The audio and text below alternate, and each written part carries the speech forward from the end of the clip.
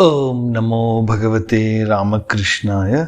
सार्थक परिपूर्ण जीवन के लिए महत्वपूर्ण सीख स्वामी जगदात्मानंद जी की महान पुस्तक जीने की कला से अध्याय 1, छोड़ो चिंता दुश्चिंता को।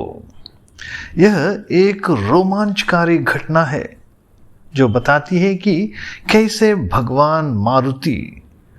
भगवान हनुमान जी ने एक फौजी की जान को मौत के मुंह से बचाया था।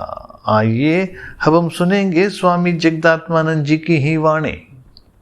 स्वामी जगदात्मानंद जी की ही वाणी, भालू से सामना।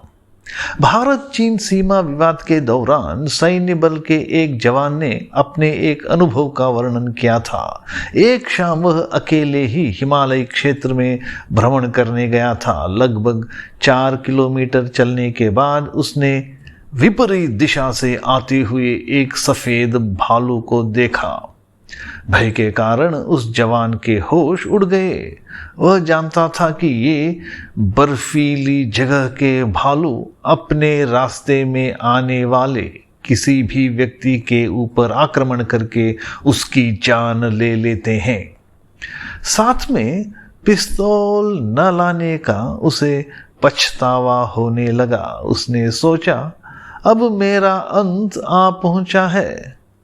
घर और स्वजनों से दूर इस बीहड़ में एक भालू के हाथों मरना ही मेरे भाग्य में बदा था।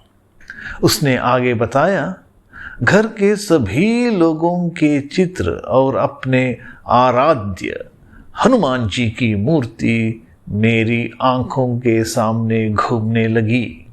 मैं स्थिर होकर भालू की ओर ताकता हुआ खड़ा रहा।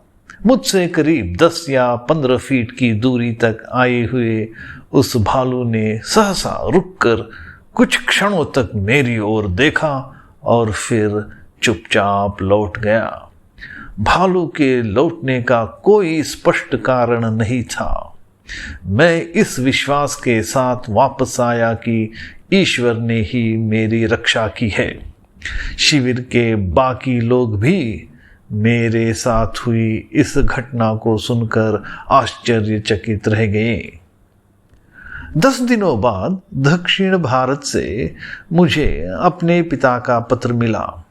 10 दिनों बाद दक्षिण भारत से मुझे अपने पिता का पत्र मिला, जिसमें लिखा था, हनुमान जी मेरे स्वप्न में प्रकट होकर बोले, मैंने तुम्हारे पुत्र को संकट से बचा लिया है।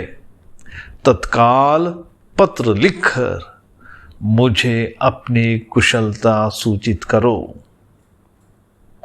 संतों, साधारण लोगों तथा भक्तों के जीवन में होने वाले अनुभवों से यह सिद्ध है कि सर्वशक्तिमान परमात्मा से सहायता मांगने पर कठिनाइयों और संकटों से छुटकारा पाना संभव है।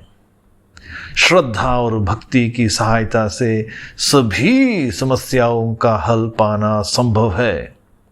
श्रद्धा और भक्ति की सहायता से सभी समस्याओं का हल पाना संभव है। इसके लिए अध्यवसाय, सत्संग तथा अभ्यास की जरूरत होती है। इसके लिए अध्यवसाय, सत्संग तथा अभ्यास की जरूरत होती है। ओम शांति शांति शांति। हरि ओम तत्सत। श्री राम कृष्णार्पणमस्तु।